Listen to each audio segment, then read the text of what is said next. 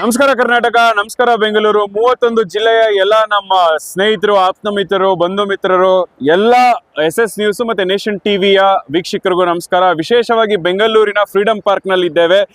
ಅಲ್ಲಿ CITU ಈ ಒಂದು ಕರ್ನಾಟಕ ರಾಜ್ಯ ಗ್ರಾಮ ಪಂಚಾಯಿತಿ ನೌಕರರ ಸಂಘ ಏನಿದೆ, ಬೃಹತ್ ಪ್ರತಿಭಟನೆ, ವಿವಿಧ ಬೇಡಿಕೆಗಳನ್ನು ಈಡೇರಿಸುವ ನಿಟ್ಟಿನಲ್ಲಿ ನೋಡ್ತಾ ಇವರ ಅಧ್ಯಕ್ಷ ಆಲ್ಮೋಸ್ಟ್ ಬೃಹತ್ ಪ್ರತಿಭಟನೆ ಎಲ್ಲಾ ಜಿಲ್ಲೆ, ತಾಲೂಕು, ಹೋಬಳಿ ಮಟ್ಟದಲ್ಲಿರುವಂತ ಎಲ್ಲಾ ಗ್ರಾಮ ಪಂಚಾಯಿತಿಯ ಯಾರು ನೌಕರರಿದ್ದಾರೆ ಎಲ್ಲರೂ ಒಂದು ಒಗ್ಗೂಡಿ ಈ ಒಂದು ಹೋರಾಟಕ್ಕೆ ಇವತ್ತು ಆಲ್ಮೋಸ್ಟ್ ಎಲ್ಲಾ ಕಡೆಯಿಂದನೂ ಸೇರಿದ್ದಾರೆ ಅಂತಾನೆ ಹೇಳ್ಬೋದು. ವಿಶೇಷವಾಗಿ ಅವರ ಬೇಡಿಕೆಗಳು ನ್ಯಾಯಯುತವಾಗಿದೆ. 17 ಬೇಡಿಕೆಗಳಿಟ್ಟಿದ್ದಾರೆ.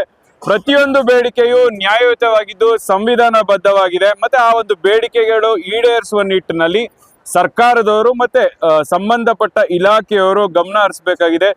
ವಿಶೇಷವಾಗಿ ನಾಡಗೌಡರು ನಮ್ಮೊಟ್ಟಿಗಿದ್ದಾರೆ. ಏನ್ ಸರ್ ಪ್ರಮುಖ ಬೇಡಿಕೆ, ಏನೇನು ಸರ್? ಒಂದು, ನಮ್ದು ಕನಿಷ್ಠ ವೇತನ 4 ವರ್ಷದಿಂದ ರಿವೈಸ್ ಆಗಬೇಕಾಗಿತ್ತು, ಪರಿಷ್ಕರಣೆ.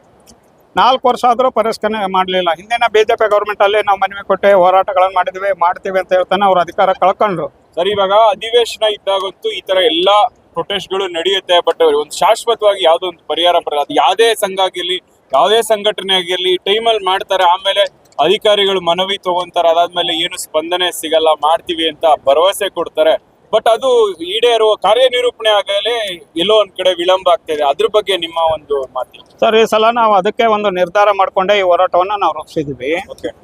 17 ಬೇಡಿಕೆಗಳಲ್ಲಿ ನಾವು ಅನ್ಕೊಂಡಿದ್ದು 5 ಬೇಡಿಕೆಗಳು ಪ್ರಮುಖವಾಗಿ ನಾವು ಆಯ್ಕೊಂಡಿದ್ದೀವಿ. ಆ 5 ಬೇಡಿಕೆಗಳ ಬಗ್ಗೆ ಸರ್ಕಾರ ಪರಿಹಾರ ಕೊಡದೇ ಇದ್ದರೆ ನಾವು ಯಾವುದೇ ಕಾರಣಕ್ಕೆ ಹೋರಾಟವನ್ನು ಈ ಸಲ ಹಿಂಪಡ್ಕೊಳ್ಳೋದಿಲ್ಲ. ಒಂದು. ಎರಡನೇದು, ನಾವು ಕಾನೂನಾತ್ಮಕ ಹೋರಾಟಗಳನ್ನು ಇಲ್ಲಿವರೆಗೂ ನಾವು ಮಾಡ್ತಾ ಬಂದಿದ್ದೀವಿ. ಕಾನೂನನ್ನು ಕೈಗೆ ತಗೊಂಡಿಲ್ಲ. ಯಾಕಂದರೆ ನಮ್ಮದೇ ಇಲಾಖೆ ವಿರುದ್ಧ ನಾವು ಆ ರೀತಿ ಹೋರಾಟ ಮಾಡೋದು ಬೇಡ ಅಂತ ಹೇಳಿ ಇಲ್ಲಿವರೆಗೂ ನಾವು ಕಾಯ್ಕೊಂಡು ಬಂದಿದ್ದು ಸತ್ಯ. ಆದರೆ ಈ ಸಾರಿ ನಾವು ಇದು ಅವರೊಂದು ಮಾತಾಗಿತ್ತು. ವಿಶೇಷವಾಗಿ ಅವರ ಒಂದು ಬೇಡಿಕೆಗಳು ನ್ಯಾಯಯುತವಾಗಿದೆ ಮತ್ತೆ ಸಂವಿಧಾನಬದ್ಧವಾಗಿದ್ದು, ಆಲ್ಮೋಸ್ಟ್ ಸಂಬಂಧಪಟ್ಟ ಇಲಾಖೆಯ ಅಧಿಕಾರಿಗಳಾಗಿರ್ಬೋದು ಮತ್ತೆ ಇಲಾಖೆ ಗಮನ ಹರಿಸಬೇಕಾಗತ್ತೆ.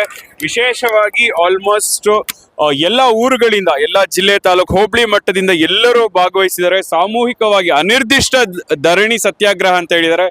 ಇವತ್ತು ಸ್ಟಾರ್ಟ್ ಆಗಿದೆ. ಇವತ್ತಿನ ಎಷ್ಟು ದಿವಸ ಮಾಡ್ಬೇಕಂತ ಸರ್? ಯಾವ ಅಧಿಕಾರಿಗಳು ಬಂದಿದ್ದಾರೆ? ಅಧಿಕಾರಿಗಳು ಯಾರು? ಆಯುಕ್ತರ ಕಚೇರಿಯಿಂದ 3 ಜನ ಅಧಿಕಾರಿಗಳು ಬಂದು ಮನವಿಯನ್ನು ಸ್ವೀಕಾರ ಮಾಡ್ಕೊಂಡು ಹೋಗಿದ್ದಾರೆ. ನಾವು ಚರ್ಚೆ ಮಾಡ್ತೀವಿ ಅಂತ ಹೇಳಿದ್ರು ಅವರು. ನೀವೇನಾದ್ರೂ ಚರ್ಚೆ ಮಾಡ್ಕೊಳ್ರಿ, ಸೋಮವಾರ ಮಧ್ಯಾಹ್ನ 1 ಗಂಟೆವರೆಗೂ ನಿಮ್ಗೆ ಕಾಲಾವಕಾಶ ಕೊಡ್ತೀವಿ. 1 ಗಂಟೆ ಒಳಗಡೆ ನೀವು ನಮ್ಮ ಸಮಸ್ಯೆಗಳಿಗೆ ಪರಿಹಾರ ಕಂಡುಕೊಳ್ಳಿಲ್ಲ ಅಂತ ಹೇಳಿದ್ರೆ 1 ಗಂಟೆಗೆ ನಾವು ರಸ್ತೆಗೆ ಇಳಿಬೇಕಾಗ್ತದೆ, ವಿಧಾನಸೌಧನೋ ಮುಖ್ಯಮಂತ್ರಿ ಮನೆ ಕಡೆಗೂ ಹೋಗ್ಬೇಕಾಗ್ತದೆ ಅನ್ನೋದನ್ನು ಸ್ಪಷ್ಟವಾಗಿ ಹೇಳಿದ್ದೀವಿ. ಇದವರೊಂದು ಮಾತಾಗಿತ್ತು. ಈ ಒಂದು ಹೋರಾಟದಲ್ಲಿ ಆಲ್ಮೋಸ್ಟ್ ಏನು ಸರ್ಕಾರ ಎಚ್ಚೆತ್ತುಕೊಳ್ಳಿಲ್ಲ ಅಂದ್ರೆ ಎಲ್ಲರೂ ಆಲ್ಮೋಸ್ಟ್ ದೊಡ್ಡ ಮಟ್ಟದಲ್ಲಿ ಒಂದು ಉಗ್ರ ಹೋರಾಟ ಮತ್ತೆ ಒಂದು ಏನು ಮುಖ್ಯಮಂತ್ರಿ ಅವರ ಕಚೇರಿ ಮುತ್ತಿಗೆ ಆಗಿರ್ಬೋದು, ವಿಧಾನಸೌಧ ಮುತ್ತಿಗೆ, ಇವೆಲ್ಲವನ್ನು ಮಾಡ್ತೀವಿ ಅಂತ ಅವ್ರು ಹೇಳಿದ್ರು. ಮತ್ತೆ ಅವ್ರಲ್ಲಿ ನೋಡ್ಬೋದು ಎಲ್ಲ ನೌಕರರು ಒಗ್ಗೂಡಿ ಎಲ್ಲರೂ ಒಂದು ಸಾಮೂಹಿಕವಾಗಿ ಎಲ್ಲರೂ ಸೇರಿದ್ದಾರೆ. ಆಲ್ಮೋಸ್ಟ್ 8,000 ಜನ ಆಲ್ಮೋಸ್ಟ್ ಎಲ್ಲಾ ಊರುಗಳಿಂದ ಬಂದಿದ್ದಾರೆ. ನೋಡ್ಬೋದು, ಬೃಹದಾಕಾರವಾದಂತ ಒಂದು ಪ್ರೊಟೆಸ್ಟ್ ಅಂತಾನೆ ಹೇಳ್ಬೋದು. ಈಗ ಈ ಕೂಡಲೇ ಸರ್ಕಾರ ಮತ್ತೆ ಸರ್ಕಾರದ ಇಲಾಖೆಯ ಅಧಿಕಾರಿಗಳು ಗಮನ ಹರಿಸಿ ಈ ಒಂದು ಬೇಡಿಕೆಗೆ ಒಳ್ಳೆ ರೀತಿಯ ಸ್ಪಂದನೆ ಬೇಕಾಗಿದೆ. ಬೆಂಗಳೂರು ಸ್ವಾತಂತ್ರ್ಯ ಉದ್ಯಾನದಲ್ಲಿ ಬೃಹತ್ ಮಟ್ಟದಲ್ಲಿ ಪ್ರತಿಭಟನೆ ಮಾಡಿರ ಗ್ರಾಮ ಪಂಚಾಯತಿ ನೌಕರರ ಅನಿರ್ದಿಷ್ಟಾವಧಿ ಧರಣಿ ಸತ್ಯಾಗ್ರಹ ಅಂದ್ಬಿಟ್ಟು ಸನ್ಮಾನ್ಯ ಮುಖ್ಯಮಂತ್ರಿಗಳು ಸಿದ್ದರಾಮಯ್ಯನವರಿಗೆ ಮತ್ತು ಉಪಮುಖ್ಯಮಂತ್ರಿಗಳು DK ಶಿವಕುಮಾರ್ ಅವರಿಗೆ ಸಂಬಂಧಪಟ್ಟಿದ ಇಲಾಖೆ ಅಧಿಕಾರಿಗಳಿಗೆ ತಮ್ಮ ಮನವಿ, ಬೇಡಿಕೆ, ನೋವು ಏನಿದೆ ಹೇಳಿ ಸರ್? ಒಂದು, ಈಗಾಗಲೇ ಸನ್ಮಾನ್ಯ ಮುಖ್ಯಮಂತ್ರಿಗಳಿಗೆ ಕಳೆದ ವರ್ಷದಿಂದ ನಾವು ಮನವಿ ಕೊಡ್ತಾ ಬಂದಿದ್ದೀವಿ. ಮುಖ್ಯಮಂತ್ರಿ ಹತ್ರ ನಮ್ಮ 3 ಕಡಿತಗಳಿದ್ದಾವೆ. ಒಂದು, ಪೆನ್ಷನ್ಗೆ ಪ್ರಪೋಸಲ್ ಹೋಗಿದೆ.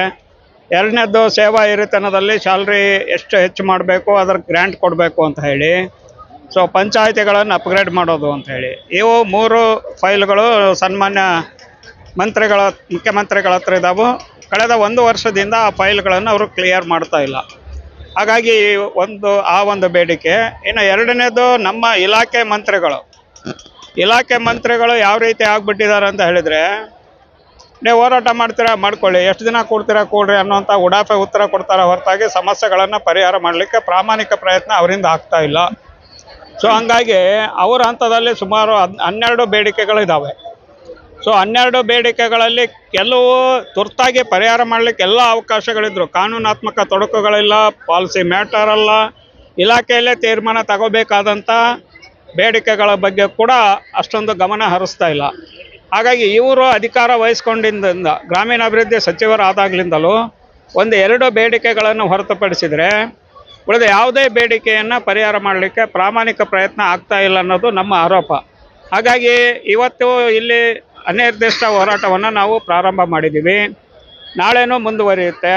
ನಾಡಿದ್ದು ಒಂದು ವೇಳೆ ಸರ್ಕಾರ ನಿರ್ಲಕ್ಷ್ಯ ವಹಿಸಿ ಬೇಡಿಕೆಯನ್ನು ಈಡೇರಿಸೋದಕ್ಕೆ ಸಕಾರಾತ್ಮಕವಾಗಿ ಸ್ಪಂದಿಸ್ತಾ ಇದ್ದರೆ ನಾವು ಹೈಕೋರ್ಟ್ ಆದೇಶ ಏನಿದೆ, ರಸ್ತೆಗೆ ಹೋಗಬಾರ್ದು, ಜನರಿಗೆ ತೊಂದರೆ ಕೊಡಬಾರ್ದು, ಕೊಟ್ಟರೆ ಅವ್ರ ಮೇಲೆ ಮೊಕದ್ದಮೆಗಳನ್ನು ನೋಡಬೇಕು, ಅದು ಇದೆಲ್ಲ ಏನಿದೆಯಲ್ಲ ಆ ಎಲ್ಲ ಅವ್ರು ಏನು ಹೈಕೋರ್ಟ್ ಡೈರೆಕ್ಷನ್ ಕೊಟ್ಟಿದೆ ಅದನ್ನೆಲ್ಲವನ್ನು ಮುರಿದು ನಾವು ನಾಡಿದ್ದು 1 ಗಂಟೆ ಸುಮಾರು ರೋಡ್ಗೆ ಇಳಿಬೇಕು ಅಂತೇಳಿ ಈಗಾಗಲೇ ನಮ್ಮ ರಾಜ್ಯ ಸಮಿತಿ ತೀರ್ಮಾನ ಮಾಡಿದೆ. ಹಾಗಾಗಿ 22ನೇ ತಾರೀಕು ನಾವು ಇನ್ನೂ ಜನ ಬರ್ತಾ ಇದ್ದಾರೆ, ಕರೆಸ್ತಾ ಇದ್ದೀವಿ. 22ನೇ ತಾರೀಕು ಒಂದು ದೊಡ್ಡ ಸಂಖ್ಯೆಯಲ್ಲಿ ಜನನ ಸೇರಿಸ್ಬಿಟ್ಟು ನಾವು ಈ ಸರ್ಕಾರದ ವಿರುದ್ಧ ಕಾನೂನನ್ನು ಕೈಗೆ ತಗೊಂಡು ಹೋರಾಟವನ್ನು ಮಾಡಬೇಕು ಅಂತ ಹೇಳಿ. ಎಷ್ಟು ಜನ ಸೇರಿದ್ದೀರಾ ಎಲ್ಲ ಒಟ್ಟಾರೆ? ಈಗ ನಮ್ಗೆ ಒಂದು 8,000 ಜನ ಇಲ್ಲಿ ಸೇರ್ಕೊಂಡಿದ್ದಾರೆ, ಊಟಕ್ಕೆ ಹೋಗಿದ್ದಾರೆ ಬಹಳ ಜನ. ಈಗ ಮಧ್ಯಾಹ್ನ ಗ್ರಾಮ ಪಂಚಾಯತಿಯಿಂದ ಹೌದು, ಸುಮಾರು 6,000 ಗ್ರಾಮ ಪಂಚಾಯತಿಗಳಿದಾವೆ ಕರ್ನಾಟಕದಲ್ಲಿ. 6,000 ಗ್ರಾಮ ಪಂಚಾಯತಿಗಳಲ್ಲಿ ನಮ್ಮ ಯೂನಿಯನ್ ಇರೋದು 4,500 ಗ್ರಾಮ ಪಂಚಾಯತಿಗಳಲ್ಲಿ. ಕೆಲವು ಕಡೆ ನಮ್ಮ ಯೂನಿಯನ್ ಇಲ್ಲ, ಬೇರೆ ಇಂಡಿಪೆಂಡೆಂಟ್ ಆರ್ಗನೈಸೇಷನ್ಗಳಿದ್ದಾವೆ. ಸೊ ಈಗ ಇಲ್ಲಿ ಬರಬೇಕಾದ್ರೆ ಒಂದು ಕಡೆ ಅಧಿಕಾರಿಗಳ ಪರ್ಮಿಷನ್ ಕೊಡ್ತಾ ಇಲ್ಲ, ಒತ್ತಡ ತರ್ತಾ ಇದ್ದಾರೆ, ನೀವು ಹೋಗ್ಬಾರ್ದು ಈ ಹೋರಾಟಕ್ಕೆ ಅಂತೇಳಿ. ಆದರೂ ಜನ ಅಧಿಕಾರಿಗಳ ಒತ್ತಡ, ಅವರ ರೆಸ್ಟ್ರಿಕ್ಷನ್ಸ್ ಎಲ್ಲವನ್ನ ಮೀರಿ ಹೋರಾಟಕ್ಕೆ ಬರ್ತಾ ಇದ್ದಾರೆ. ವಿಶೇಷವಾಗಿ ಸ್ವಚ್ಛ ವಾಹಿನಿ ಅಂತೇಳಿ ಒಂದು ಸ್ಕೀಮ್ ತಂದಿದ್ದಾರೆ. ಅವರಿಗೆ ಕೆಲಸ ಟ್ರೈನಿಂಗ್ ಕೊಟ್ಟಿದ್ದಾರೆ, ಕೆಲಸ ಕೊಡ್ತಾ ಇಲ್ಲ. ಕೆಲಸ ಕೊಟ್ಟರು ಸಂಬಳ ಕೊಡ್ತಾ ಇಲ್ಲ. 1 ವರ್ಷದಿಂದ ಸಂಬಳ ಪೆಂಡಿಂಗ್ ಇದೆ. ಸೊ ಕಳೆದ ಸಲ ಮಂತ್ರಿ ಒಂದು ಸ್ಟೇಟ್ಮೆಂಟ್ ಕೊಟ್ಟರು, 5ನೇ ತಾರೀಕಿನ ಪ್ರತಿ ತಿಂಗಳು 5ನೇ ತಾರೀಕು ನಾನು ಸಂಬಳ ಕೊಡ್ತೀನಿ ಅಂತ ಹೇಳಿ ಒಂದು ತಿಂಗಳಾದರೂ ಕೂಡ 1 ವರ್ಷದ ಸ್ಯಾಲ್ರಿಯನ್ನು ಕ್ಲಿಯರ್ ಮಾಡೋಕ್ಕಾಗಿಲ್ಲ. ಹಾಗೆ ಗ್ರಾಮ ಪಂಚಾಯಿತಿಯಲ್ಲಿ ಕೂಡ ಕನಿಷ್ಠ ವೇತನ 36,000 ರೂಪಾಯಿ ಕೊಡಬೇಕು ಅಂತ ನಾವು ಕೇಳಿದ್ವಿ. ಇವತ್ತಿನವರೆಗೂ 5 ವರ್ಷದಿಂದ ಅದು ರಿವೈಸ್ ಆಗಬೇಕಾಗಿತ್ತು, ಇವತ್ತಿನವರೆಗೂ ಆಗಿಲ್ಲ. ಈ ಥರದ ಹಲವಾರು ಬೇಡಿಕೆಗಳನ್ನು ನಾವು ಒಟ್ಟು 17 ಬೇಡಿಕೆಗಳನ್ನು ಇಟ್ಕೊಂಡು ಇಲ್ಲಿ ಅನಿರ್ದಿಷ್ಟ ಪ್ರತಿಭಟನೆ ಮಾಡ್ತಾ ಇದ್ದೀವಿ. ಇದಕ್ಕೆ ಸರ್ಕಾರ 2 ದಿನದಲ್ಲಿ ಸ್ಪಂದಿಸಲಿಲ್ಲ ಅಂತ ಹೇಳಿದರೆ ಕಾನೂನನ್ನು ಕೈಗೆ ತಗೊಂಡು ನಾವು ಹೋರಾಟವನ್ನು ಮಾಡಲಿಕ್ಕೆ ಸಿದ್ಧರಾಗಿದ್ದೀವಿ. ಹಾವೇರಿ ಜಿಲ್ಲೆಯಿಂದ ಜಗದೀಶ್ ಕೋಟಿ ಅಂತಂದು ಕಂಪ್ಯೂಟರ್ ಆಪರೇಟರ್ ಆಗಿ ಕೆಲಸ ಮಾಡಕತ್ತಿ ನಿರಂತರವಾಗಿ 15 ವರ್ಷ ಆಯ್ತು. ಇಲ್ಲೇ ಇವತ್ತು ಬೆಂಗಳೂರಿಗೆ ಬಂದಿದ್ದು ವಿಶೇಷ ಅಂತಂದ್ರೆ ಏನ್ರಿ, ನಾವು ನಿರಂತರವಾಗಿ 30 ವರ್ಷದಿಂದ ಏನು ಸಂಘಟನೆಯಿಂದ ಹೋರಾಟ ಮಾಡ್ಕೊಂತ ಬಂದವಿ. ಪ್ರತಿ ಸಲ ನಾವು ಏನ ಪಡಿಬೇಕಪ್ಪ ಅಂತಂದ್ರ ಹೋರಾಟ ಮಾಡೇ ಪಡಿಬೇಕು. ಯಾವುದೇ ಗೌರ್ಮೆಂಟ್ ಆದೇಶ ಮಾಡ್ತೈತಿ, ಸರ್ಕಾರ ಆದೇಶ ಮಾಡ್ತೈತಿ, ಅದನ್ನ ನಮಗೆ ತಲುಪಿಸೋದಿಲ್ಲ, ನಮಗೆ ಕೊಡೋದಿಲ್ಲ. ಅದು ಆರ್ಡರ್ ಮಾಡಿದ್ದನ್ನ ಕೋರ್ಟ್ ಆರ್ಡರ್ ಮಾಡೈತಿ, ಸುಪ್ರೀಂ ಕೋರ್ಟ್, ಹೈಕೋರ್ಟ್ ಎಲ್ಲ ಮಾಡಿದ್ದನ್ನ ಆರ್ಡರ್ ಮಾಡಿದ್ದನ್ನ ಧಿಕ್ಕಾರ ಮಾಡಿ ಇವತ್ತು ಆಡಳಿತ ಮಾಡ್ತಾರ. ಸರ್ಕಾರದವರ ಅಧಿಕಾರಿಗಳಾಗ್ಲಿ, ಸರ್ಕಾರ ಇವ್ರು MP ಆಗ್ಲಿ, MLAಗಳಾಗ್ಲಿ ಏನ್ ಮಾಡ್ತಾರ, ಅವ್ರು ಹೋಟ್ಗೆ ಏನ್ ಬೇಕಾಗೈತಲ್ಲ ಅಂತ ಕಾರ್ಯಕ್ರಮಕ್ಕೆ ಮಾತ್ರ ಅನುಮೋದನೆ ಕೊಡ್ತಾರ. ಅವ್ರು ಹೋಟ್ ಬ್ಯಾಂಕಿಗೆ ಹೋಟ್ ಬೇಕು, ಅವ್ರಿಗೆ ಏನ್ ಬೀಳ್ತಾವೋ ಅಂತವಕ್ಕೆಲ್ಲ ದಿಢೀರ್ನ ಕೊಟ್ಟು ಬಿಡ್ತಾರ. ನಾವು ಹಗಲಿರಲು 24 ತಾಸು ದುಡ್ತೀವಿ. ಗ್ರಾಮ ಪಂಚಾಯತಿ ನೌಕರಿಗೆ ಅಂದ್ರೆ ಟೈಮ್ ಇಲ್ಲ. ಬೇರೆ ಪಂಚಾಯತಿಯರಿಗೆ ಟೈಮ್ ಇರ್ತೈತಿ, ನೌಕರಗಾರಿಗೆ, ಬ್ಯಾಂಕ್ನವ್ರಿಗೆ 10 ಗಂಟೆಗೆ ಹೋಗ್ಬೇಕು, 5 ಗಂಟೆಗೆ ಬರ್ಬೇಕು ಅಂತಂದು. ನಮಗೆ ಹಂಗೇನಿಲ್ಲ, 24 ತಾಸು ನಾವು ದುಡಿಬೇಕು. ನೀರು ಬಿಡಬೇಕು, ಚರಂಡಿ ಬೆಳಿಬೇಕು, ಕಸ ಹೊಡಿಬೇಕು, ಸ್ವಚ್ಛತೆ ಮಾಡಬೇಕು. ಪ್ರತಿಯೊಂದು ಏನು ಇವತ್ತು ನಾವು ಹೆಸರು ಬಂದೈತಪ್ಪ ಕರ್ನಾಟಕ ಅಂತಂದ್ರ ಗ್ರಾಮೀಣ ಅಭಿವೃದ್ಧಿಯಿಂದ ಬಂದೈತಿ. ನಾವೇನ್ ಕೆಲಸ ಮಾಡೀವಿ ಆದ್ರಿಂದ ಆ ಕೆಲಸದಿಂದ ಇವತ್ತು ಈ ಮಟ್ಟಕ್ಕೆ ಕರ್ನಾಟಕ ಬಂದೈತಿ. ನಿರಂತರವಾಗಿ ಕೆಲಸ ಮಾಡ್ರ.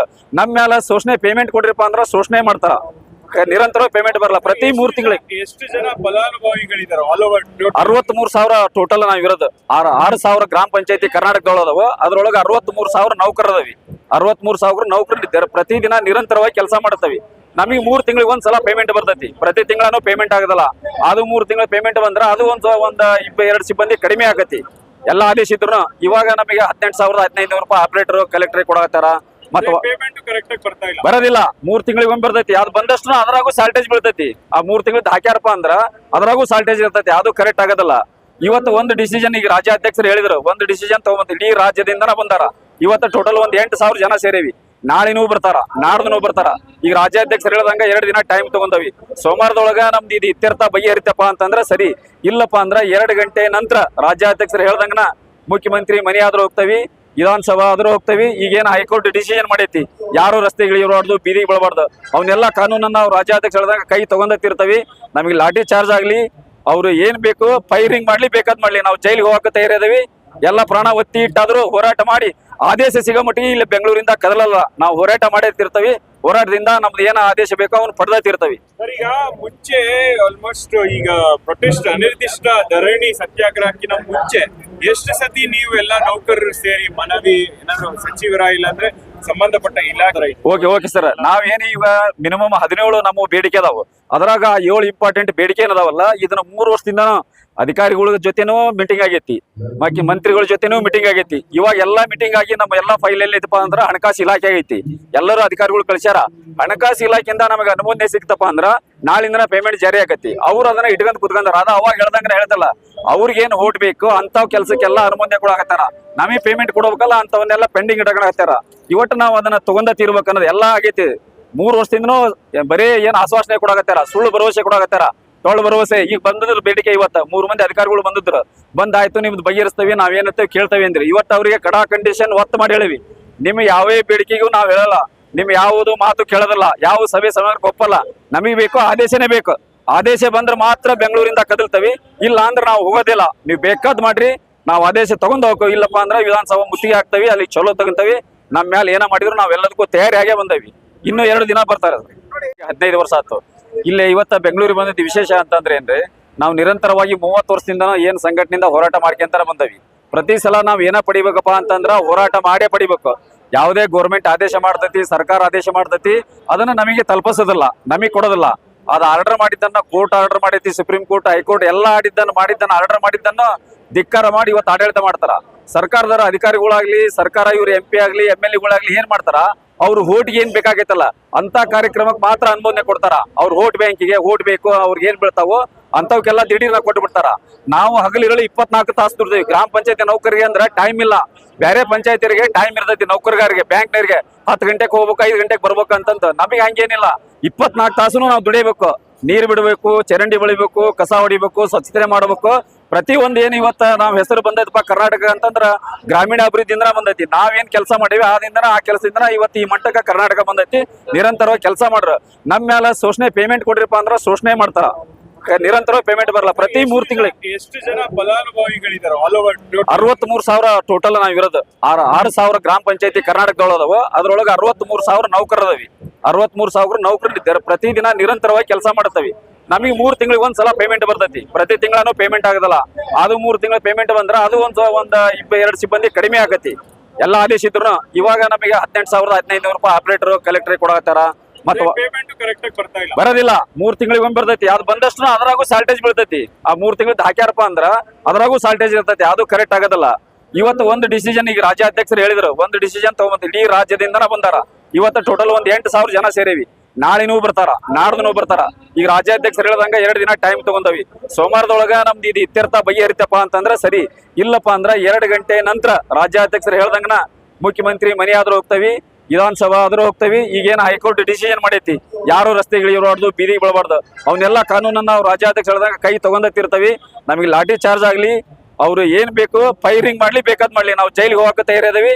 ಎಲ್ಲ ಪ್ರಾಣ ಒತ್ತಿ ಇಟ್ಟಾದ್ರೂ ಹೋರಾಟ ಮಾಡಿ ಆದೇಶ ಸಿಗೋ ಮಟ್ಟಿಗೆ ಇಲ್ಲಿ ಬೆಂಗಳೂರಿಂದ ಕದಲಲ್ಲ. ನಾವು ಹೋರಾಟ ಮಾಡೇತಿರ್ತೀವಿ.